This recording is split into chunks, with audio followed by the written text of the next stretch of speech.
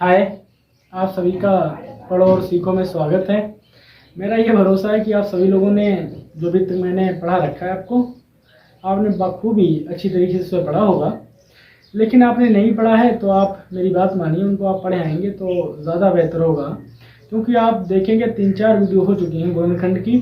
तो आज जो हम पढ़ने वाले हैं वो गुणनखंड पढ़ने वाले हैं, उसके साथ साथ उनकी कुछ खूबियाँ भी पढ़ेंगे, गुणनखंड की क्या क्या खूबियाँ होती हैं।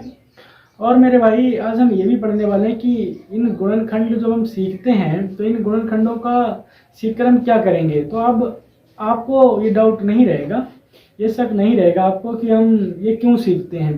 तो चलो आज हम ये भी बात करते हैं कि गुणनखंड हम सीखते क्यों हैं, कि दैनिक जीवन में इसका हम कहाँ प्रयोग कर रहे हैं।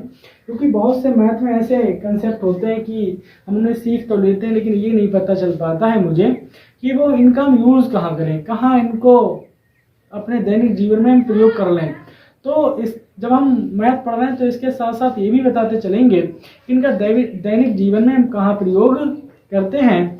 तो आप देखेंगे गुणनखंड, तो ये तो आप सीख ही चुके होंगे इतने दिनों से कि गुणनखंड किसे कहते हैं। तो गुणनखंड मेरे भाई उसे कहते हैं जो एक संख्या हो, जैसे मानकर चलते हैं एक संख्या आपके पास 18 है, तो आप ये देखेंगे 18 ऐसी कितनी संख्याएं हैं जो इस 18 को विभाजित कर देती पूर्णतः। तो आप देखेंगे इसे 1 विभाजित कर देता है, इसे 2 कर देता है, इसे 3 कर देता है, इसे मेरे भाई 6 कर देता है, और इसे 9 कर देता है, और इसे 18 कर देता है। क्योंकि हम ये बात अच्छी तरीके से इसलिए भी जानते हैं कि आप सब लोग देखते होंगे कि कैसे एक साथ आपने बता दिया कि 1 से विभाजित हो जाएगा, 2 से, 3 से, 4, 6 से, 9 से, 18 से। मेरे भाई एक साथ ये मैंने नहीं बताया है, आप इससे बैक वाली जब वीडियो में देखेंगे तो बहुत ही अच्छी तरीके से बताया गया है कि किस प्रकार किसी संख्या को हम विभाजित करते हैं, उसके क्या क्या नियम है, ये भी मैंने आप सबको बता रखा है। तो आप देखेंगे 18 है ना मेरे भाई, वो 1 से विभाजित हो जाता है, 2 से, 3 से, 6 से, 9 से और 18 से। अब आप देखेंगे कि हम बात करने वाले हैं जो दैनिक जीवन में इसका कहाँ प्रयोग करते हैं। अब मानकर चलते हैं एक संख्या हम 12 लिए लेते हैं, इसके भी गुणनखंड आप करें तो 1 से विभाजित हो जाएगा, 2 से, 3 से, 4 से, 6 से और मेरे भाई 12 से। तो हम देख सकते हैं कि जो 18 के गुणनखंड हुए वो ये हुए, और जो 12 के गुणनखंड हुए वो मेरे भाई ये हुए। आपको ये लगता होगा कि यहाँ पर कुछ संख्याएं ऐसी हैं जो यहाँ भी उपस्थित हैं और यहाँ भी उपस्थित हैं। तो कल हमने इसकी बात भी कर ली थी कि जिनमें आपको दोनों में वही गुणनखंड मिल जाए जो एक दूसरे में छिपे रखे हों, तो आप कह सकते हैं यहाँ पर आप देखेंगे 2 यहाँ भी हैं, 2 यहाँ भी हैं, 3 यहाँ भी हैं, 3 यहाँ भी हैं, 6 यहाँ भी हैं, 6 यहाँ भी हैं। तो जो कहलाते हैं तो हम कह सकते हैं जो दोनों में उपस्थित हों तो इनको हम सार गुणनखंड कहते हैं या उभयनिष्ठ गुणनखंड कहते हैं। उभयनिष्ठ मतलब होता है दोनों में होना, उपस्थित होना। ये वाले जैसे अगर मानकर चलते हैं आप 2 दोस्त आए, 2 दोस्त, एक रवि और एक किशन। भाई मानकर चलते हैं एक दोस्त रवि है और एक किशन है, एक रवि और मेरे भाई एक कौन सा है, एक किशन है।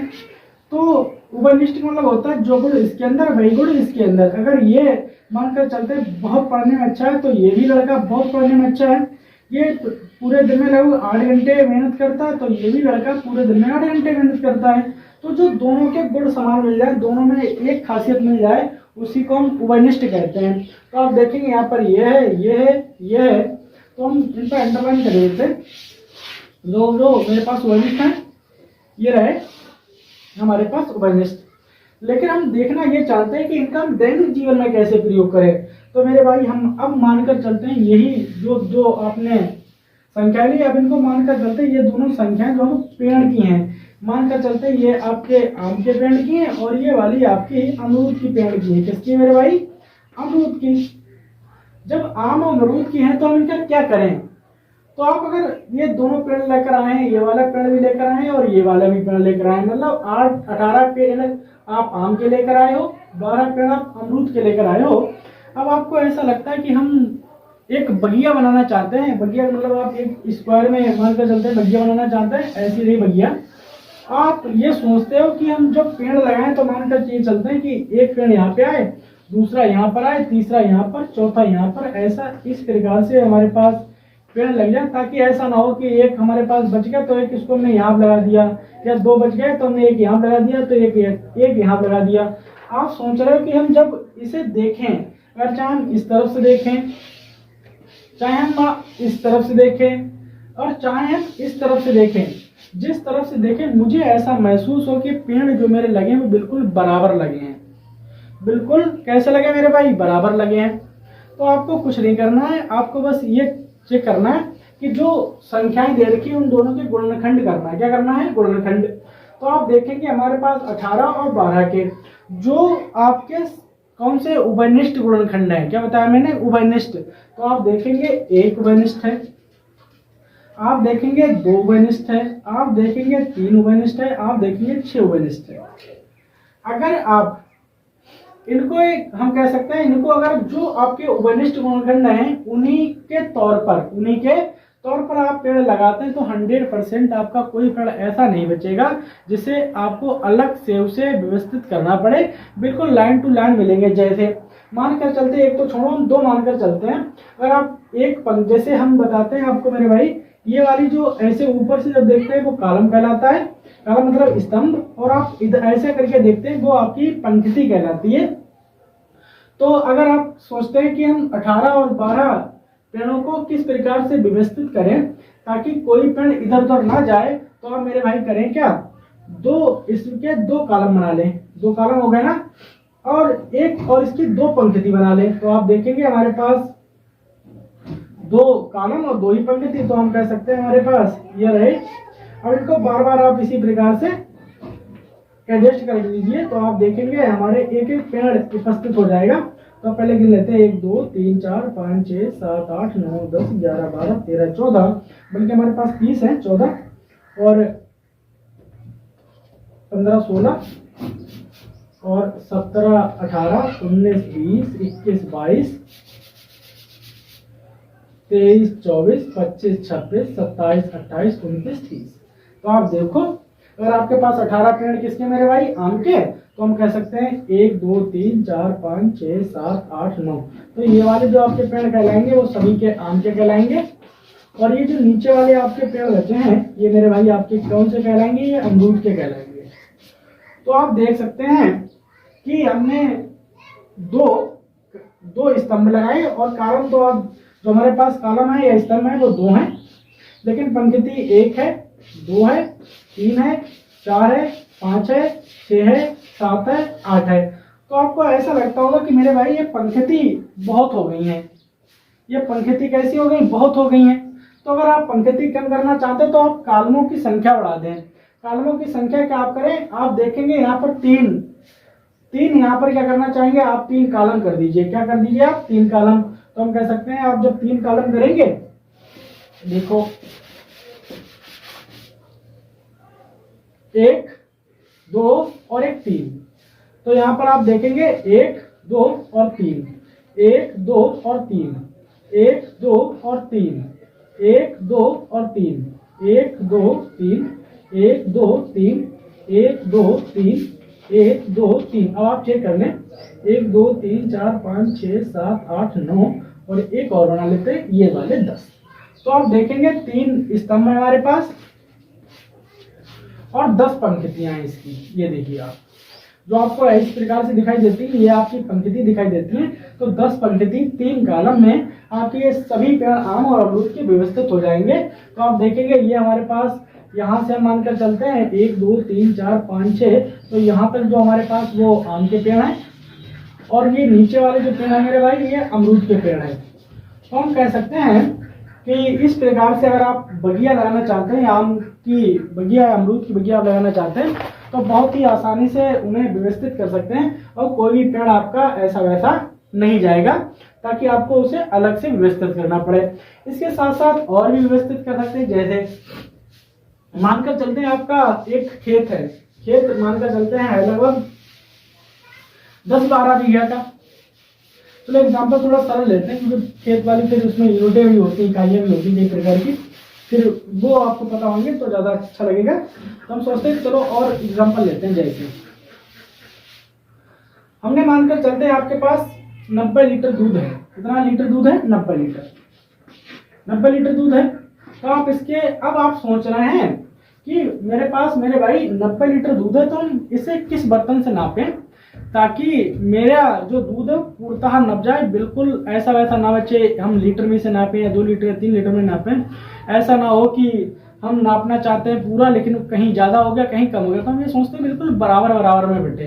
तो हम क्या करना चाहिए मुझे? तो आप करें क्या, इसके गुणनखंड कर लें। तो आप देखेंगे आप, ये 1 से कटेगा, ये 2 से कटेगा, ये 3 से कटेगा, और ये 5 से कटेगा, ये 6 से कटेगा मेरे भाई, और ये 7 से तो कटेगा नहीं, ये 8 से कट जाएगा, 8 से भी नहीं कटेगा, ये 9 से कटेगा, फिर ये 10 से कटेगा, फिर मेरे भाई ये 10 से हो गया, फिर हम कह सकते हैं ये कटेगा 15 से, फिर ये कटेगा 18 से, फिर ये कटेगा 30 से, फिर ये कटेगा 45 से, फिर मेरे भाई कटेगा 90 से। हो सकता है एक का दौर गुणनखंड कहीं छिपा हो। 10 तिया 30, 15 तिया 45 और 5 तिया 15, 2 तिया 6। हाँ, लगभग यही इसके गुणनखंड है। लेकिन आपको लगता है कि एक का और गुणनखंड होंगे तो आप चेक करके देख लें, लेकिन मेरा विश्वास है यही इसके गुणनखंड है। तो आप देखेंगे सबसे पहले 90 लीटर आपने दूध लिया और आप चाहते हैं कि प्रत्येक घर में दूध बराबर बराबर जाए, तो हम क्या करें? तो आप करें क्या, 90 मानकर चलते हैं कि 90 के आप सभी गुणनखंड कर लें। मतलब 90 जो लीटर आपका दूध है ना, उसके गुणनखंड कर लें।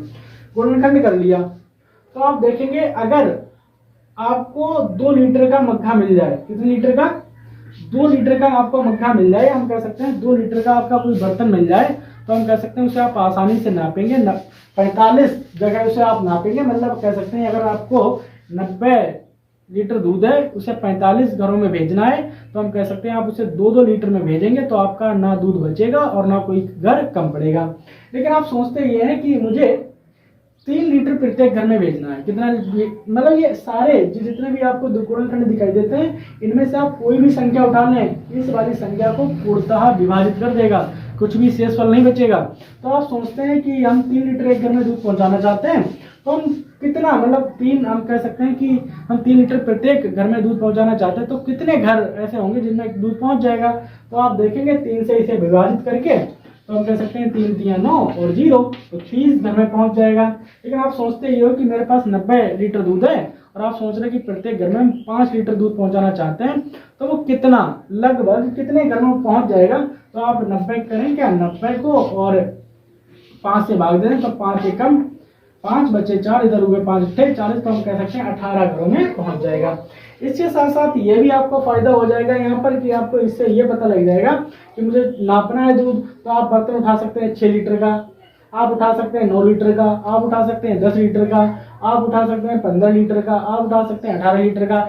इन जितने भी आपको नंबर दिखाई देते हैं, ये जितनी भी आपको संख्याएं दिखाई देती हैं, इनमें से आप जो आपकी मर्जी हो, जिसमें आपको इच्छा लगता है वो बर्तन आप उठा लें उस नंबर का और उसे बराबर नापना स्टार्ट कर दें, बिल्कुल आपका दूध नहीं बचेगा।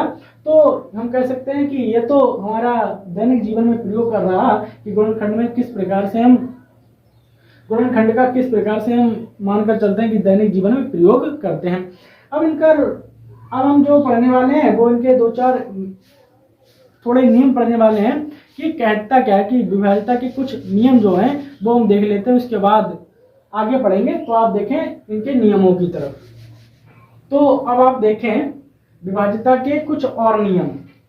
ये कुछ और नियम बहुत ही इंपॉर्टेंट हो सकते हैं आपके लिए, क्योंकि जो अभी तक हम पढ़ते आए हैं मेरे भाई, वो अभी तक ये पढ़ा है मैंने कौन संख्या कैसे विभाजित हो जाती है, वो नियम है ही हमारे लिए बहुत ज़्यादा इंपॉर्टेंट। लेकिन हम कह सकते हैं ये जो नियम हम पढ़ने जा रहे हैं 4 नियम, ये बहुत ही ज़्यादा इंपॉर्टेंट है।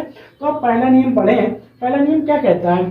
पहला नियम कहता है यदि कोई संख्या एक संख्या से विभाज्य है, यदि कोई संख्या, मानकर चलते हैं मेरे पास कोई संख्या 24 है। कौन सी मेरे भाई? 24 है।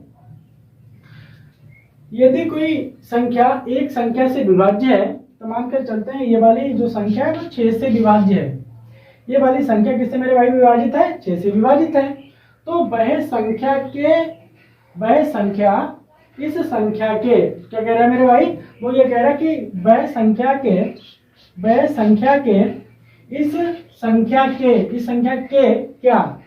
इस संख्या के प्रत्येक गुणनखंड से विभाज्य होगी।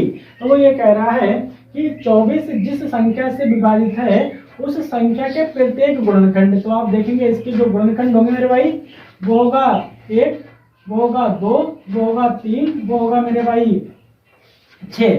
तो आप देखेंगे हमारे पास जो 6 के गुणनखंड होते हैं वो 1 होता है, 2 होता है, 3 होता है, 6 होता है। तो आप कह सकते हैं जो पहला नियम बता रहा है हमको, वो बता रहा है कि ये संख्या जिस संख्या से विभाजित है उसके प्रत्येक गुणनखंड से ये संख्या विभाजित होगी। हम चेक करके देख लेते हैं कि ये नियम जो बताया वो सही है तो फिर गलत है। तो आप देखेंगे 1 से तो विभाजित होती ही होती है जी, 2 से विभाजित करेंगे 2 एकम 2, 2 दूनी 4, हाँ विभाजित हो गई। 3 से करेंगे 3 अट्ठे 24, 3 से विभाजित हो गई। आप करेंगे 6 से 6 चौक 24, तो हम कह सकते हैं ये बात सत्य है। ये बात सत्य है कि यदि कोई संख्या किसी संख्या से विभाज्य है तो उस संख्या के प्रत्येक गुणनखंड से भी वो संख्या विभाजित होगी। जैसे मानकर चलते हैं कोई संख्या हम ये लेते हैं 64 है मेरे भाई, तो 64 मानकर चलते हैं ये 8 से विभाजित है। किससे विभाजित है? 8 से। अब 8 के गुणनखंड करके देख लेते हैं, 1 से, 2 से, और ये 4 से, और मेरे भाई ये 8 से। तो हम कह सकते हैं ये जो 8 है वो 1 से विभाजित हो जाएंगे, 2 से, 4 से और 8 से।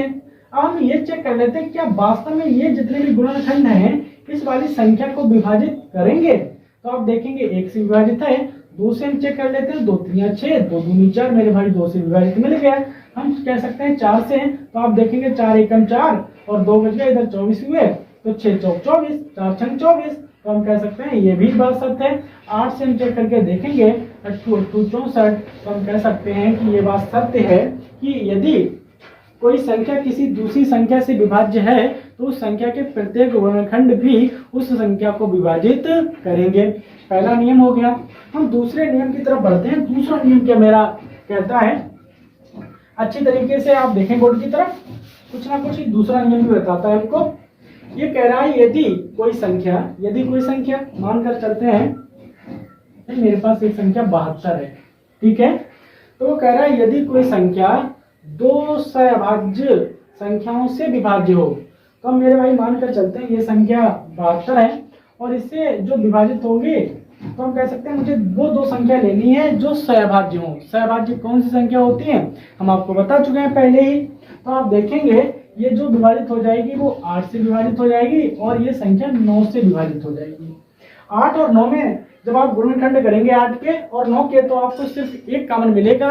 तो हमने बता रखा है कि आप 2 संख्याएं लें चाहे 3 संख्याएं लें, यदि उनके गुणनखंड करें उनमें सिर्फ एक कॉमन हो तो वही संख्याएं आपकी क्या कहलाएंगी? वही संख्याएं आपकी सहभाज्य संख्याएं कहलाएंगी। तो हमने देखा कि यदि कोई संख्या 2 सहभाज्यों से विभाजित हो या विभाज्य हो तो हम देख लेते हैं कि ये हमारे पास संख्या है और इस जे और ये दोनों सहभाज्य संख्या हैं और ये दोनों संख्या इस संख्या को विभाजित करती हैं, ये विभाज्य हैं। तो आप देखेंगे तो वह उनके गुणनफल से भी विभाज्य होती है। तो कहना ये कि यदि कोई संख्या है और वो संख्या मतलब 2 सहभाज्य संख्याओं से विभाजित होती है तो जो 2 सहभाज्य संख्याएं आपके पास हैं कौन कौन सी? जे वाली और जे वाली। तो कहना इसका ये है दूसरे पॉइंट का, इन दोनों का प्रोडक्ट या तो हम कह सकते हैं इन दोनों का गुणांक या कह सकते हैं इन दोनों की गुणा करके जो मेरे पास आएगा वो 100% इस वाली संख्या को विभाजित करेगा। तो आप देखेंगे 9 8 72, तो 72 को विभाजित कर देंगे। तो साफ शब्दों में अगर हम आपसे कहना चाहें ये कहता है कि अगर आपके पास कोई एक ऐसी संख्या है, यदि आपके पास कोई ऐसी संख्या है जिसे 2 सहभाज्य उसे विभाजित करती हैं तो उन 2 सहभाज्य संख्याओं का जो प्रोडक्ट होगा या गुणनफल होगा उस संख्या को विभाजित करेगा। तो आप देखें तीसरा नियम क्या कहता है। तो हम तीसरा नियम पढ़ाने से पहले ऊपर वाले 2 नियम मिटा देते हैं, ये बहुत गड़बड़ कर रहे हैं। एग्जाम्पल और लेंगे 3 4।